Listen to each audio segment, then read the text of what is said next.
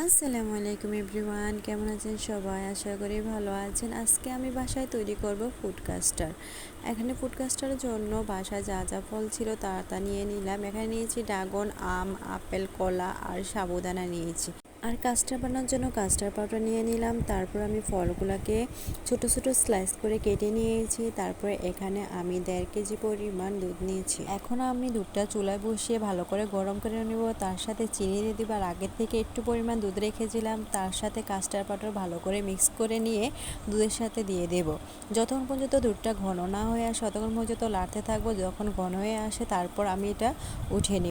যখন কাঁচাটা ঠান্ডা হয়ে যাবে তার সাথে আমি কলা, আপেল, আম, তারপর ড্রাগন ফলগুলো কেটে রাখা ওইগুলো সবগুলো একে একে মিক্স করে নেব।